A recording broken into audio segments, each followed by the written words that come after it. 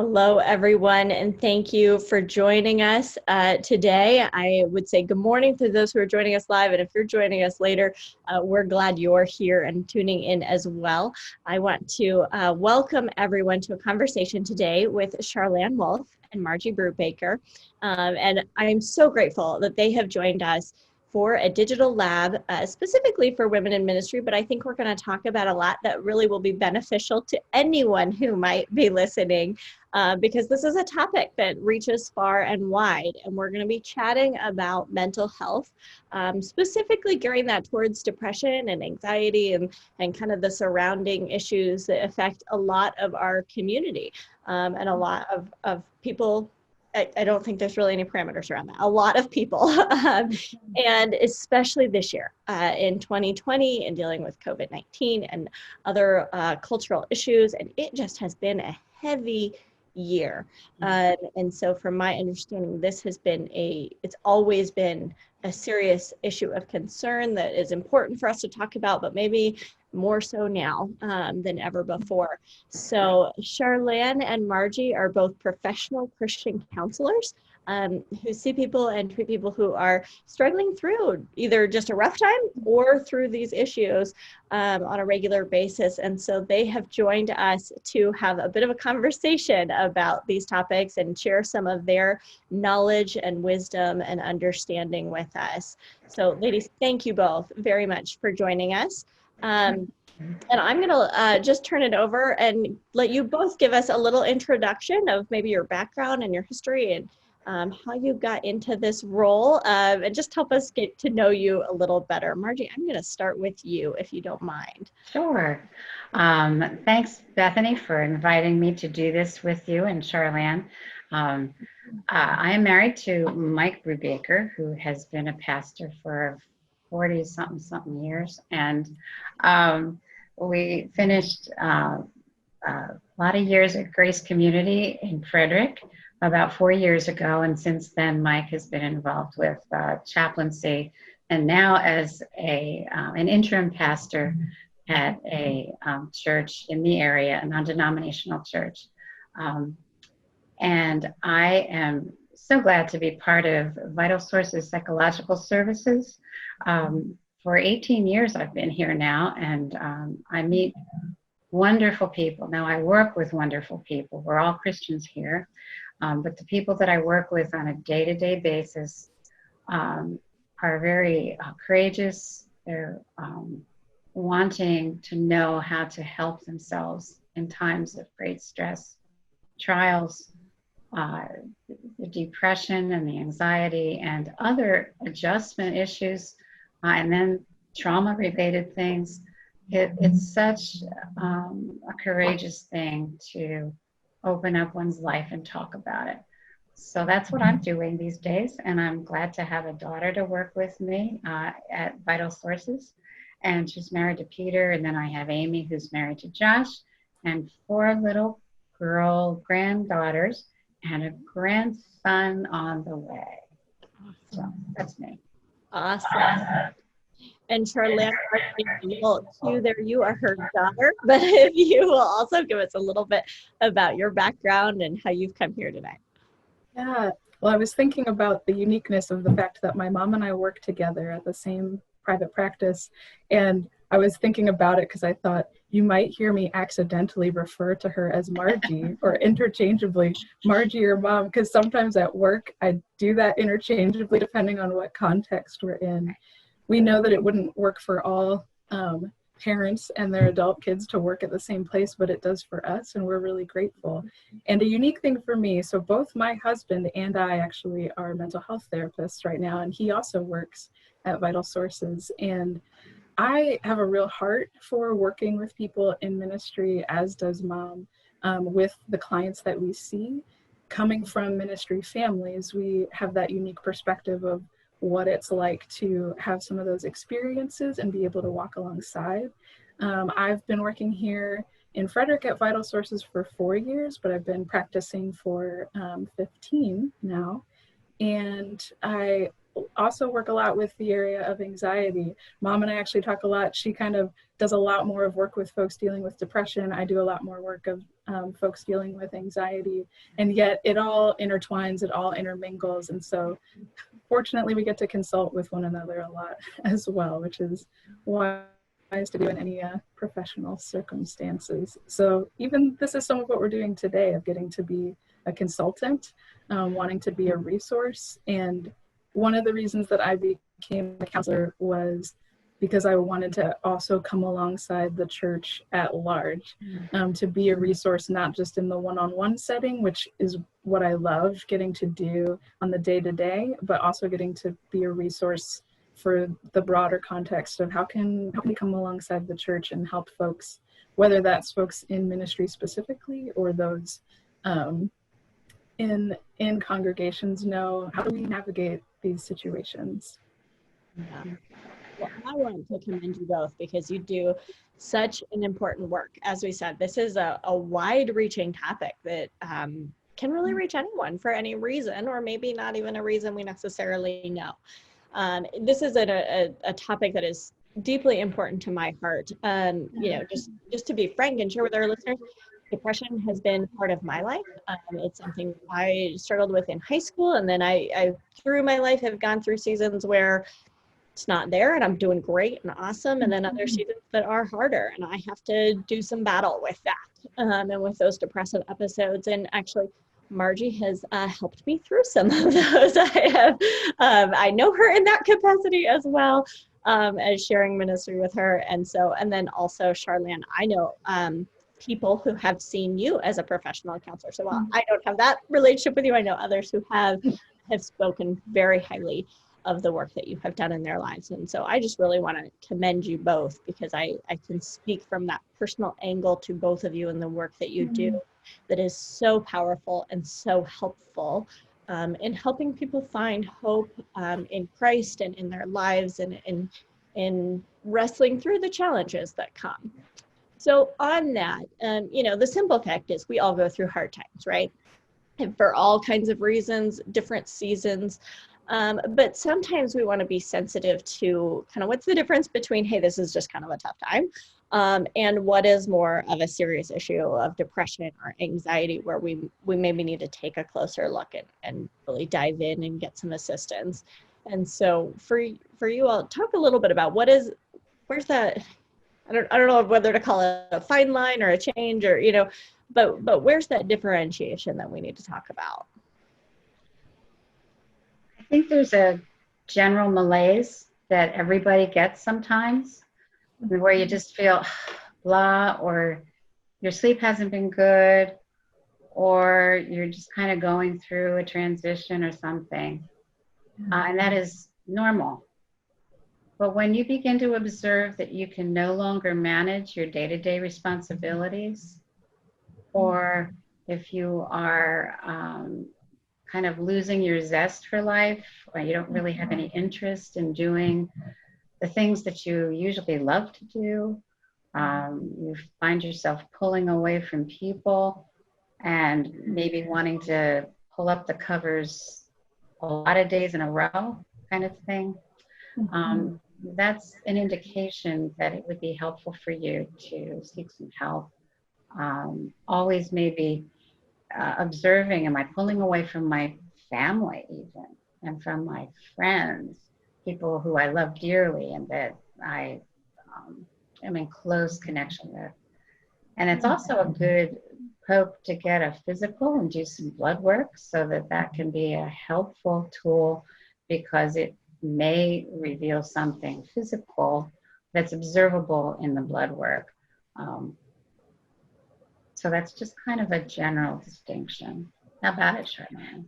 Yeah, sometimes it is a challenge knowing that things can show up as a physical situation, a physical issue that we don't know. Does this mean it's a medical physical issue, or am I dealing with an emotional mental process that is showing up in my physical experience? Because the way that our bodies navigate stress, it's going to show up sometimes physically before we're aware of what we're feeling or before we're aware of certain thoughts that we're navigating.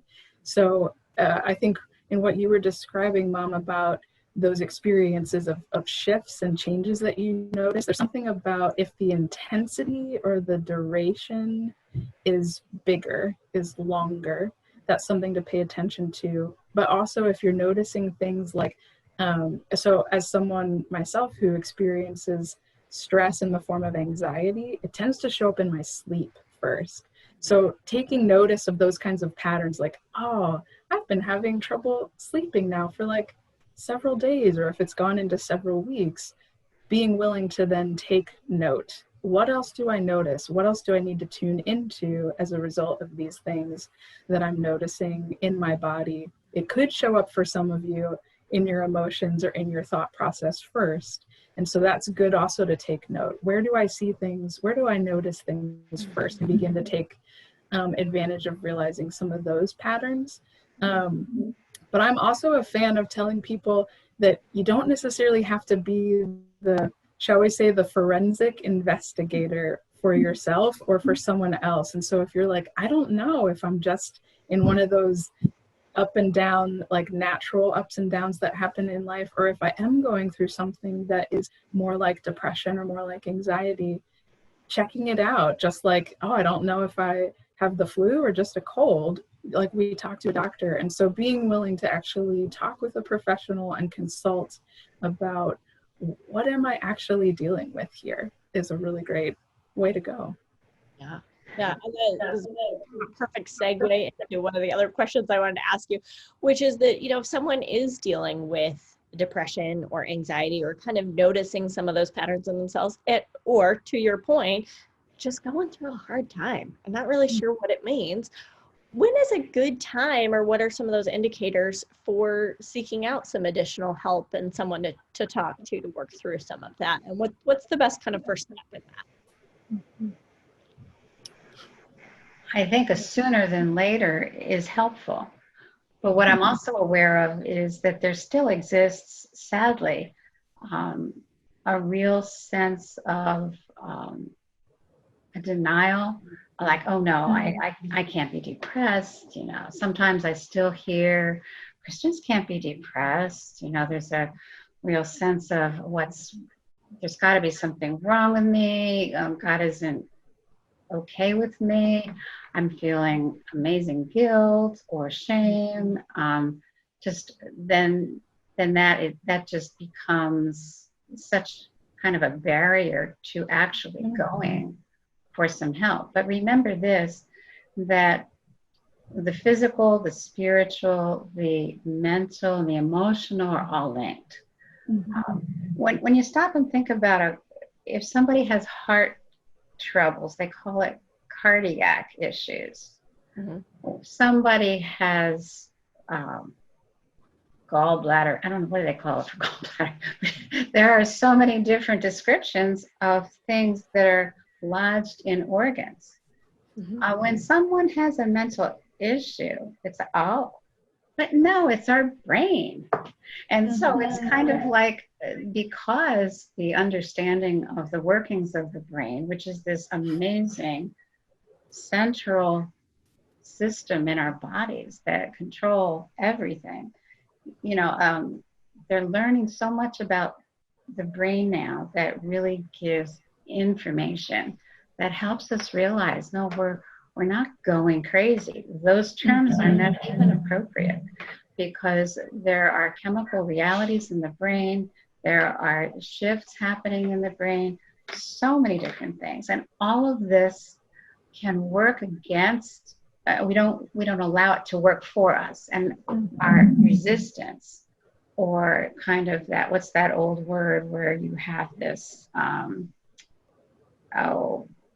kind of an assumption that you shouldn't get. Don't see it, mental health. I mean, they don't know what they're talking about. It's not physical. Yes, it is. It's physical. It's your brain. So that's a big deal in working through, going from kind of observing you have these symptoms to actually going. allow yourself to work through what is true, which is this is a physical issue as well as how I'm feeling. I'm thinking about it in a strange way. I need to correct my thinking on this. And the Lord loves me. I'm not aware of sin here. I need help. And there's this mental process you go through to battle the stigma. That's the word I was thinking of. Yeah. Stigma is still real. Yeah, it's unfortunate that it is still real. But I think using that analogy, Mom, about the physical side of when we would visit a doctor for things, and I'm thinking of the idea of I learned from actually a situation. My husband experienced some sciatica pain several years back, went to a doctor, but what he had noticed, what my husband had noticed, was actually his leg was really experiencing pain. Sometimes he'd have the back pain, but this leg pain would happen on the regular. And when he was explaining this to the doctor and to the physical therapist, they used the phrase referred pain, that sometimes we experience pain in one place that doesn't have a reason in that place. It wasn't his leg that was injured. It was a nerve, it was a disc in his back that was affecting the nerve running down his leg and the muscles. And this can occur so often related not only in our physical beings, but in our how our brains are functioning, how our emotions and thoughts then operate because of how our brains are functioning, that the sooner we take action or the sooner we consult with a professional, and consulting obviously with a friend, a trusted, whether a trusted mentor, a trusted friend who can maybe point us in the direction of a good professional, because sometimes then that counselor, that psychologist and therapist can say, you know what, you're experiencing these things, and it could mean taking note of some things over here that you just haven't been able to be aware of. And so the sooner, the better. If we spend more time trying to figure out, am I really bad enough? Am I feeling depressed enough? We therapists aren't actually in the business of like, you're not really depressed enough to be here, so like you don't need to come back next week. You know, like, oh, you have this thing going on, so let's talk about that, and let's see what else might be there that you've not either had room or space to pay attention to for whatever reason. Yeah. I think those are hugely powerful analogies. And I think that we're getting at something that's so very important of releasing ourselves and from this idea that there's something wrong with me, or, you know, I don't love God enough, especially for those of us who are of Christian faith, that I haven't prayed hard enough, or I haven't, you know, I'm not accepting God's love enough, or, you know, or those are lies that the enemy will tell us. They are shame, and they don't come from our Lord. And I think that, you know, this idea that there's something wrong with me, I want to be careful, because in some ways it's like, well, yeah, there might be, but not with you as a person, you in your character and in the person that God created you to be. But there could be, like Margie, you were talking about kind of the chemical makeup of our brains. There could very well be a physical issue that needs to be dealt with. And while Charlanne, no one would shame your husband for going to deal with a back issue to solve his leg, let's be careful that we're not shaming ourselves or anyone we know for seeking help with whatever those physical chemical makeups may be, as well as, gosh, don't we all have something in our lives that we're not? I mean, we all have sin, we all have brokenness, we all have grief from other things we've dealt with. We all have stuff, no matter where it comes from. And so sometimes having somebody to help us through our stuff, that doesn't mean there's anything wrong with you. That means you're a normal person. Right. And yeah, I just, forgive me, I don't mean to take over, but I'm so excited about everything you guys said, because I think it's so very important. You know, Charlanne, you were saying, like, not being in the business of like, well, how sick are you, or how depressed are you? You know, again, I've mentioned that I've struggled with depression in my own life, and to varying degrees. And I've seen different counselors in different stages of my life, and sometimes it was in really dark and really low place and really needs to be there a lot. And then there were other times that, hey, just a check-in and a kind of a tune-up, if you will, was real helpful. And so, yeah, it's that there's nothing wrong with seeking assistance. And if anything, if that makes you a stronger person and a more healthy person, that's something that, whether we're dealing with this or not, we should all be striving towards being a healthier, more spiritually whole person. So thank you both for speaking into that. I think it's so important. And I think that stigma, unfortunately, can really come into play. And again, I think those lies can really circulate, especially for those of us who are in ministry, whether it's somebody who's holding a ministry position themselves, or is a spouse of ministry like Margie and I are, or a child of ministry as you are, Charlanne, or involved in some other, even just a volunteer in the church, that for some reason there's kind of this thought that like we should have it all together. And we don't always, and ministry is hard. So talk a little bit about how ministry can compound some of these issues, and how can we navigate it while also leading our ministries and paying attention to the needs of our ministry lives. I think first and foremost is I don't remember ever having it all together. Amen. There were some days where I was doing better than others, and still, because the reality is all we can be is human. We don't live on a pedestal. I don't ever want to be on a pedestal, and no one belongs on one. And so part of the difficulties in ministry is a little bit of that thinking that because maybe God has set us apart for ministry, it doesn't mean that we are any better or we don't have a closer connection with God, none of that.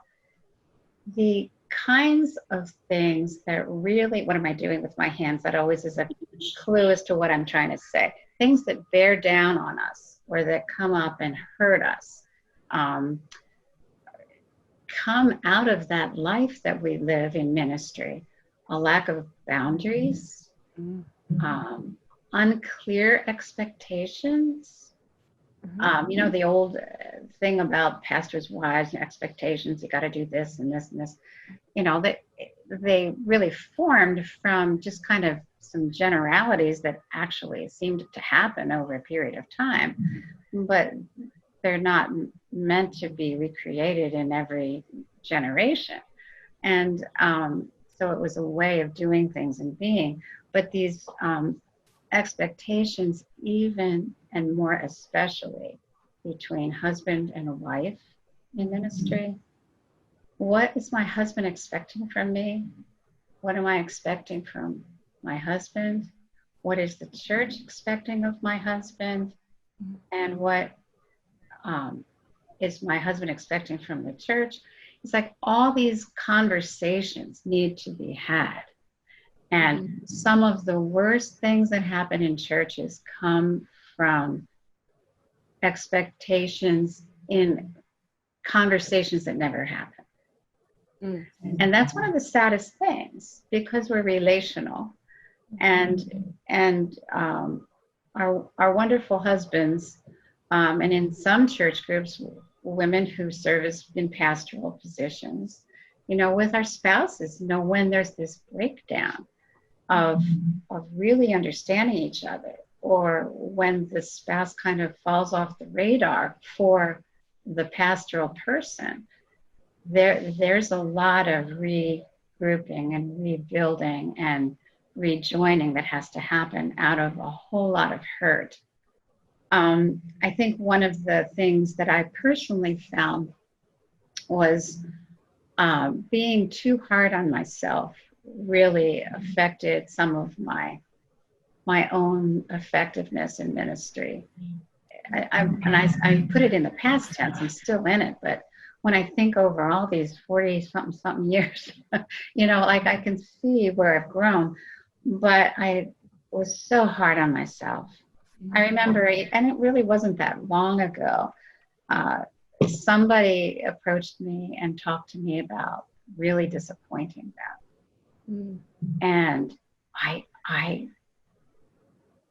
felt so awful, and I apologized and tried to repair. And then I held on to it, thinking, oh, Margie, and here's where the access to all the lies, Margie, see, you're a hypocrite. See, what you say, you don't really follow through. You messed up. You just aren't what you need to be. All those things, because I wasn't accepting my own humanity.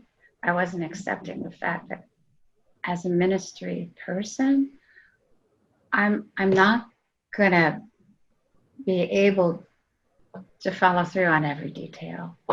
And even when the detail is very, very personal and very, very sensitive, and I didn't respond, there's a way that I can give it back up to God and do my best to repair a relationship and let it go.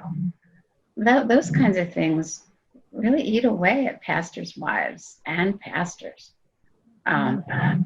There's so many things about pastoral ministry that lead to the need for attention in mental health issues, that incessant, unending schedule. And it's as if busier is better. And I know I'm speaking into something that it could be controversial, because yes, the Lord asks things of us, but I don't believe he asks things of us without him asking us to take care of ourselves in him. And when things get so busy that we have no room to be alone with ourselves, we have no room to take a needed nap, when we're scheduled so hour to hour to hour to hour that we can't hardly spiritually breathe or emotionally rest, that becomes a real problem. And the stress buildup is not meant for us to say, well, see, look, I had all this stress and look how well I did. As opposed to, oh, I had all this stress and I really fell beneath this load. We're not into competition here. Mental illness is not a weakness. Having brain issues is not a weakness. It's a physical fact. I know if my husband were here to talk here, and he would talk about his own experiences with depression that have actually made him a very compassionate, humility-filled pastor. And sometimes that's overlooked. People want you to be strong and courageous and doing all these things and keeping the schedule. All those things are very important, so I don't knock the structure. But when we look person to person, we don't compare in that regard. And Mike has found great strength in understanding himself, and God wants us to, as best we know how, and then he in turn can deliver that to others in their times of great need. Yeah, and I think the point of rest and boundaries is, yes, God has called so many of us, not just pastors, but anyone who's serving in ministry, to those roles and has great work for us to do, but he also calls us to Sabbath rest in him. And so I think your point is well taken, Margie, that we've got to do some things that help us to reconnect with him. And sometimes, if there are these things that are clouding that pathway, is that's some of what we're talking about here that may need to be addressed, so that we can do our work better. And that this shouldn't be, to your point, it shouldn't be viewed as a weakness that is detrimental to our work, but that by addressing the things that we're struggling with, we become better in our work, and we become stronger advocates. And so as you were talking, one of the things that came to me was just kind of even the things that we're not so much aware of in ourselves that we need pointed out. And I was asked by my very first counselor when I was like 16, was asked if in my thought processes, if I was nice to myself. And it was like such a like mind-blowing question to me. And I think some days still is. And here I am 20 years later, I still have to stop and ask myself that at times. And when I get into times of stress, Margie, the experience you were sharing, I know so many people who go through that where we are all human and we all err and we all offend at one time or another, most often unintentionally, but it happens. And we should be humble enough to receive someone saying, hey, you hurt my feelings and we need to address this. But then we take on the lie. The enemy uses that as an opportunity to start lying to us and talking to ourselves. And do we take on the lies, or are we nice to ourselves in a very humble way of saying, yeah, I'm a human and I screwed up, and to your point that you were saying, I need to apologize and repair and make any amends I can, but I also need to hold it for what it is and not take on the weight of everything else. And I think that becomes harder to do when we're clouded by the symptoms of depression, anxiety. And Charlanne really works hard in this whole area. I'm interested in what you would have to say on this, Charlanne. Yeah. Well, and even some things that you were both talking about made me think about how people whether it's the person in the ministry position or their families, are in this unique position where they receive feedback of all kinds that no one else in the church is getting. No one else in that ministry, whether it's a parachurch or church ministry, is not receiving the sheer volume of feedback as the people in that role or that family get. And I think that's one of the unique challenges, because Bethany, I love what you're saying about how there's something important in humility of being willing to own like what's our responsibility in a situation. However, not all of the feedback that we receive is actually meant to be feedback that we have to take, because it could very much be about someone else's stuff. It could very much be about someone else's, whether it's their own trauma, it could be about their depression or their anxiety or a struggle that they're going through. And so sometimes, whether it's counseling or speaking with a mentor, a trusted friend, even a spiritual director, can be the space to sift through what feedback do I actually need to receive as feedback, and what can I sort out that isn't actually something I need to own. Because I think that's another really, it's a complex place that the enemy can really sneak in with a lie, because it's like adjacent to the truth, right? Like, this person is upset and disappointed and I'm supposed to make things right. And it's true that we need to think about, is there anything in that situation that I need to consider and take responsibility for? But it might not be true, because that could be about someone else's, whether it's their own struggles, their own sin issues, that kind of thing. It's so complex when we're talking about human relationships. And I think the other factor this reminds me of then is how isolating ministry positions and families can experience life. Whether that's because I get feedback of all kinds from all places that I don't know what to do with, or I'm dealing with real stuff. People are coming and talking to me about things that they expect me to have answers about, and I don't know. Right. I don't have the right answer or the right thing to say, and like, that's heavy. It's heavy in and of itself, let alone who do I ask about when they're coming to ask me.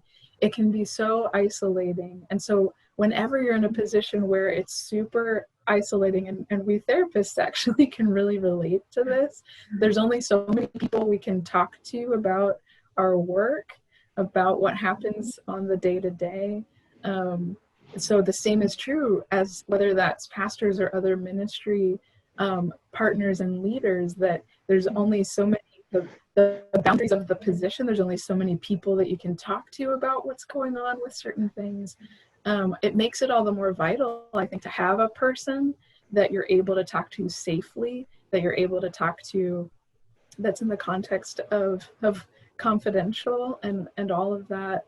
And let alone if something happens in the sphere as the person in ministry or with the family where something goes awry, where something's now happening to you because of being in this position, if things are really difficult in a church, whether that's church splits or conflict amongst leaders, all those kinds of things, how much more important it is then to have someone who can walk alongside you so that you're not alone.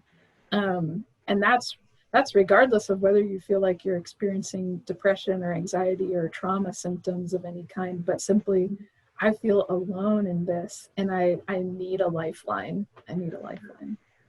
Yeah. And, Charlanne, you're kind of talking a little bit about ministry families, which I think is important. So I kind of wanted to dive into even another aspect of, like, we've kind of been talking about it in a self manner, but what if it's, gosh, I think my spouse is dealing, or even another family member, but especially in ministry where that marital partnership is so important. But yes, as ministry families, there are those different pressures and parameters and things that happen.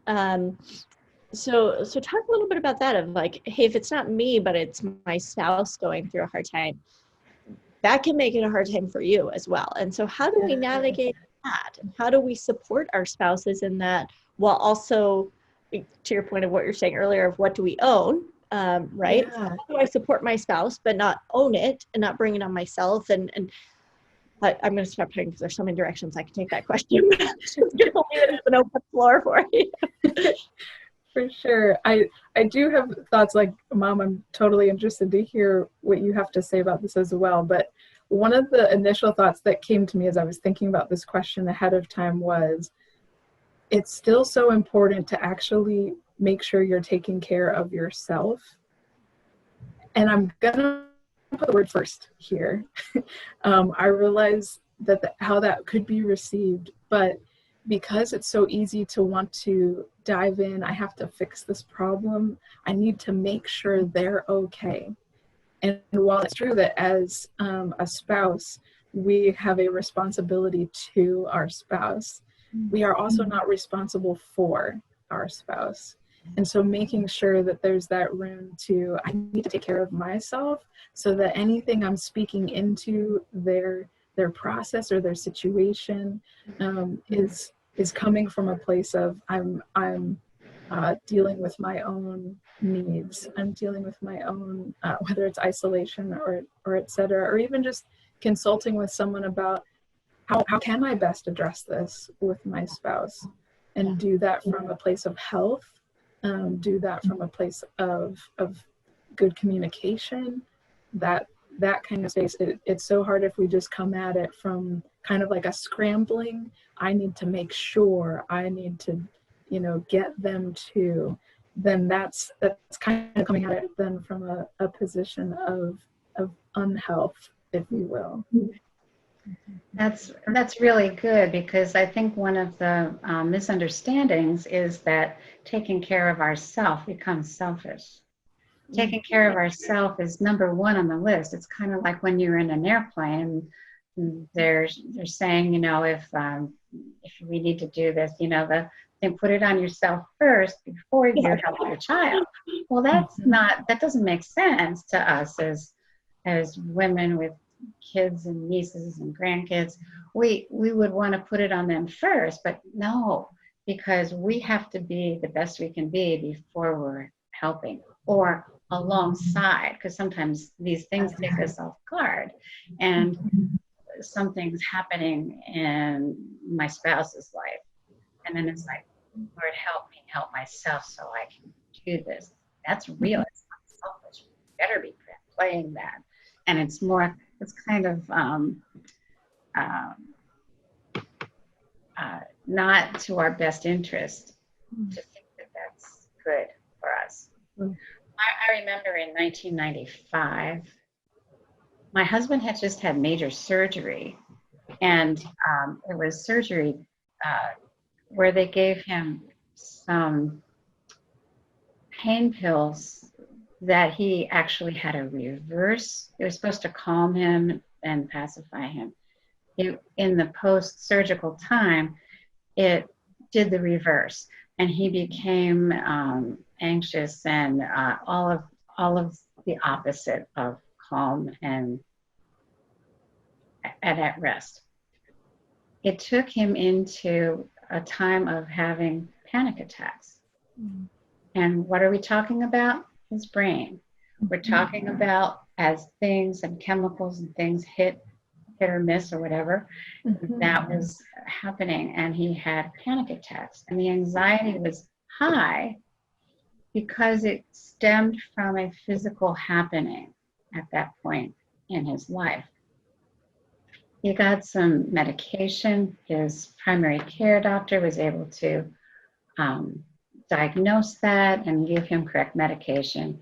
He got through that, but he was extremely tired and affected by that whole thing. It also, at that point in time, it alerted him to remember that his own family of origin had some very significant connections, both with depression, some trauma, anxiety, and that there actually had been death in his family as a result of that. I won't get into that part further, but he's like, wow, yeah, I need to pay attention to this. Sure. So through something that's a normal thing where you have to have a surgery, something can be disrupted in one's body that's going to take to a different level of self-awareness and self-learning. And then by God's grace, we got through all that time, and we moved to a new church family.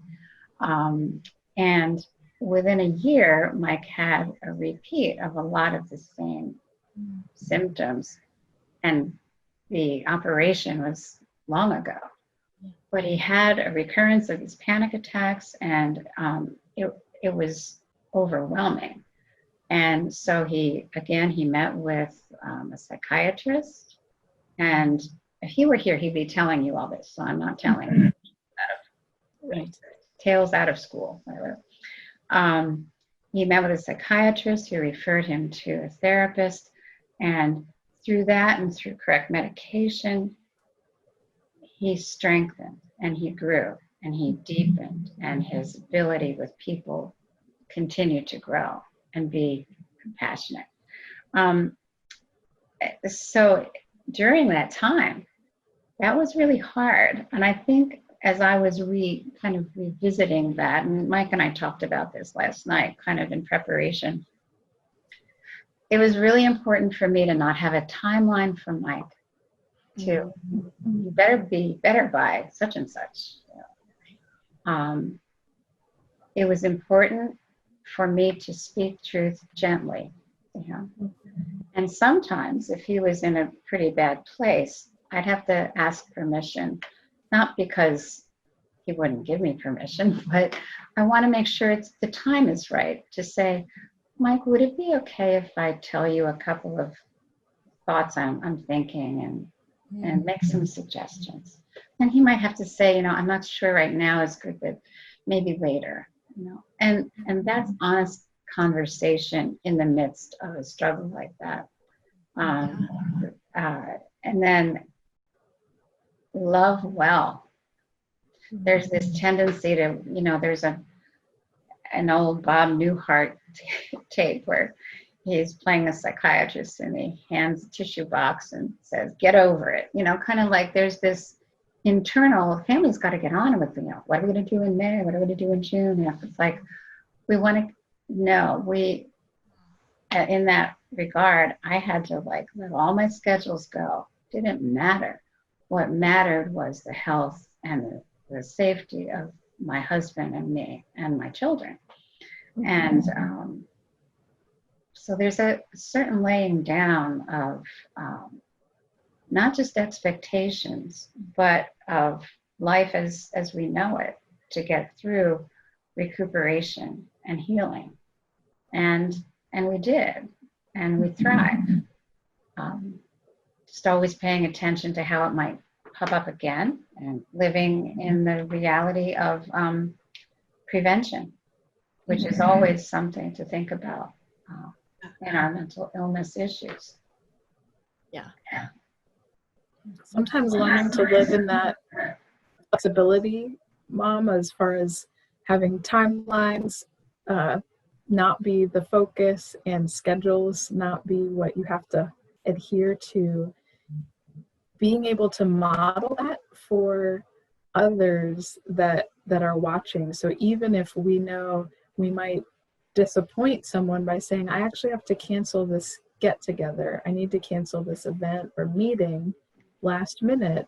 And even if we don't give all of the details, but we explain, I'm not going to be able to do it, or my health is not going to allow me to do this.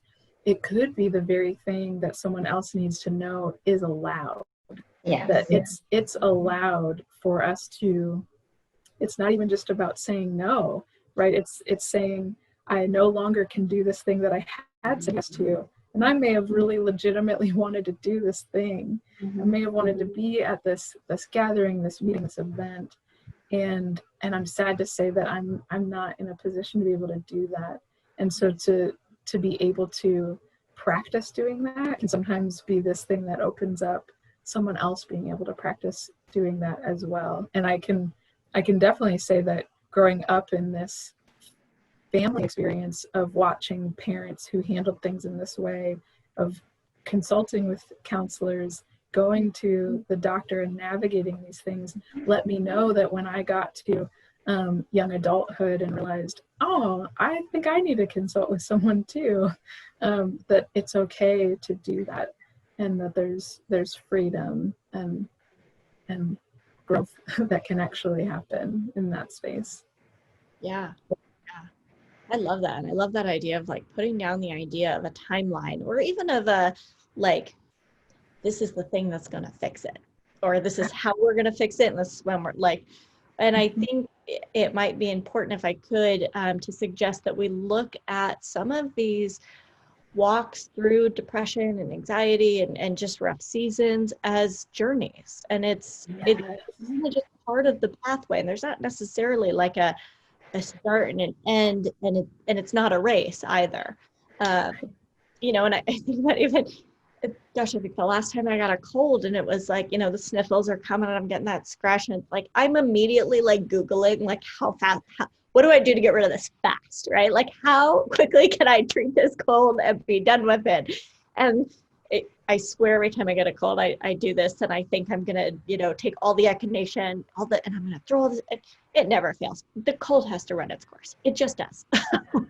And so now, that said, it's still good that I take my vitamins and I eat healthy and I do those things that will help me recover well. And so if I might offer that, and certainly if I'm off, I encourage either of you to speak truth, but to look at it that way of, I'm going through something that's gonna, in a certain sense, need to run its course, but there's also things that I can do to help and come out healthier on the other side. And some of that, and whether that's myself or my spouse, as we were talking about, there's healthy actions that we can take, and it may be finding a counselor who can walk that journey with us, finding trusted friends, walk that journey with us. It may be consulting with our doctor and taking physical measures to walk through that journey. Whatever it may be, I think what I'm hearing from, I know what I want to share, and I think I'm hearing from both of you is to encourage people not to walk that path alone, that it's okay to be on the path. It's okay to not know where it ends. And it's okay to seek to try to find the map. I'm probably going to beat the analogy to death, but this idea that it's okay to find the markers on the map and the things that will help you charter that to be healthier on the other side. And Margie, I want to circle back to something you said that we didn't necessarily plan to talk about, but I think I don't want to leave this conversation without bringing to light. You mentioned specifically with your husband, Mike, that he is a better, more empathetic pastor, his compassion level is different and higher. And that is a man and a pastor that I know him to be, of a man of great compassion and empathy for all people. And you mentioned that was deepened through his experiences in this. And I think anytime we go through a hard time, that the hope that God gives us is that he can use it. And it's really hard to see that when we're in it. And again, I kind of want to make that as more of a broad stroke, whether it's depression, anxiety, whether it's a grieving process, whether it's 2020 with COVID and all the other cultural issues going on, whatever it is that's bringing a hard time in our lives, God can use it. God can deepen us and strengthen us and pull out gifts in us that we weren't necessarily aware of, and sharpen us through that process. And I think that's something, I'm guessing, that both of you encourage in your clients, that there's lessons to be learned to come out, not just to get over it, but to learn and come out better for it. Right. I'm thinking, I like that analogy, Bethany, of I'm with you that when I have a cold, it's like, how do I make it go away?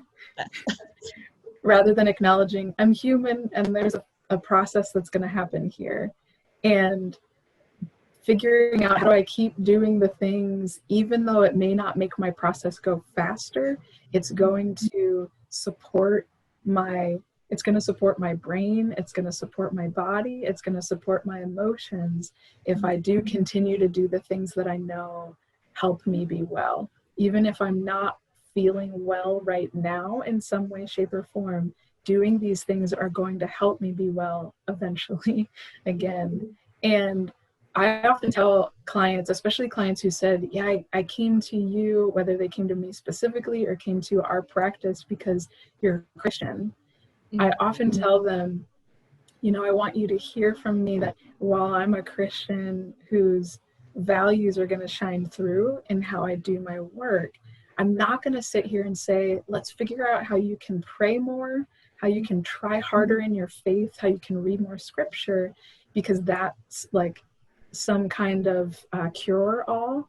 Sure. I tell them, of course, doing your spiritual practices, prayer, scripture, Bible study, other spiritual disciplines, solitude, silence, worship, all these things are still going to bolster you.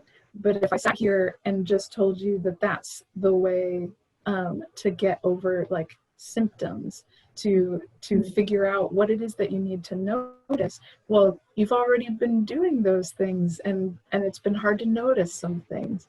And so let's figure out how those can like come alongside what's been going on and how to move through rather than just get over something or like kind of power through. Sometimes we almost want to use spiritual practices as a way to like white knuckle and power through something.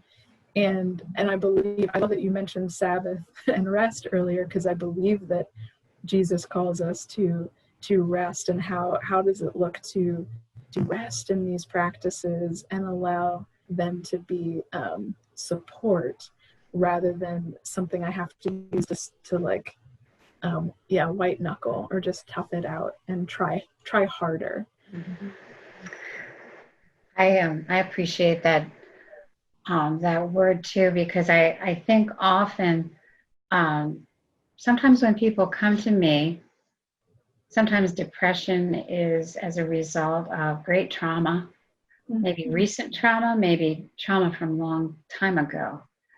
And a lot of my folks have to go through a period of being very angry, even at God. And I have to give them space to be angry, knowing and helping them hear from me, and that God can take that. He knows you're angry, and He's safe to receive that anger. And it's not like you're doing this to God, but you're like, why? I mean, Jesus asked why, you still are a believer inside, but you have all of this pent up response and reaction and anger and froth that just you don't know what to do with. And there aren't very many places that you can lay it all out or yell it all out. But in a safe place like with me or with Charlanne, you're able to be who you are in that moment and get it out with no judgment and always understanding. You know, the purpose is to move forward and to get through that, again, without a timeline. And then when somebody comes to me, one of the things I really try to do is not to make a whole lot of assumptions about them, but to gather information, not interpret everything right away, but to ask questions. And that keeps me from pigeonholing or labeling in ways that are going to be diminishing to the person, or that might set me up for deciding, oh yeah, well, I know people like this. I'll just bear with them and they'll be out of here soon. Kind of, no. I mean, and that's the way we have to function in our churches when people are going through really horrendous times. Letting them be where they are, not interpreting their behaviors or making assumptions about what they're thinking, but just helping them through this terrible time. Yeah. Yeah.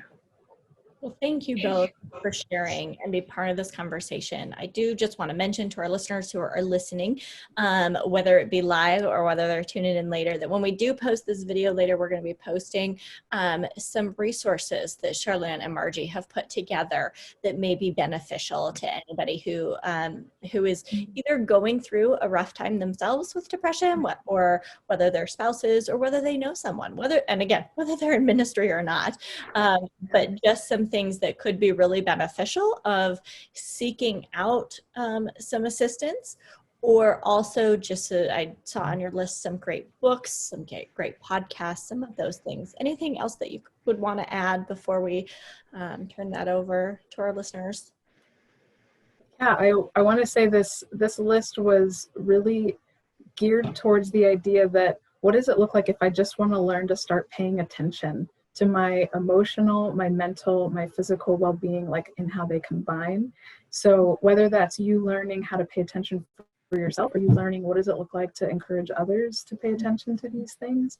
And so then there's also obviously things that address depression, anxiety, trauma specifically as well. And one thing that I didn't get to put on that list was the work of Peter and Jerry Scazzaro. They have written multiple books, but one of the more famous is Emotionally Healthy Spirituality. They also have one that's Emotionally Healthy Church. And so those would also be really great resources to access along these lines that would be even really specific to this context. Fantastic. Well, again, thank you both so much for being part of our conversation today, for sharing your knowledge, your understanding, and your empathy with us, because it's just it's a tough time. It's a tough subject no matter what, but I know this year with the changes and the stressors and the cultural unrest that's going on around us, that these things can be brought to the surface. So I think it's been an important time for us to bring it up and talk about it and bring it into the light. And so for those of us who are listening, if this resonates with you, I just want to leave us with one last encouragement that it is okay and totally understandable to be going through a rough time, and encourage you to find those assistants along that pathway, along that journey that we talked about that might help you through it. We want to encourage you in that, and just we are praying and asking the Lord to help you through that journey and help bring into your life the supports that you need. And again, just really want to encourage that because He can use it and can bring great hope in those hard seasons. So on behalf of CE National, I want to thank everyone for being here today, for joining this digital lab, and I encourage everyone to join us for upcoming digital labs. Be sure to keep an eye on the CE National Facebook page, as well as the e-newsletter that goes out, because those will keep you informed on what's coming up. Our next one will be on Monday, October 12th at 1:30. My husband, Eric Miller, will be hosting that and chatting with some guys about the youth pastor, senior pastor relationship. It's part one of what's going to be a two-part series series and talking about how that can be beneficial to both, and how to navigate that and have a really healthy, beneficial relationship. I think it's going to be a great conversation. And then we'll be posting more. We are working on scheduling some additional topics. I'll be working on some specifically for women, like our conversation today. And as always, topics that may be important to women, but oftentimes spill out and are beneficial to everyone. So again, thank you to everyone listening, and a huge thank you to Charlanne and Margie for being part of our conversation today.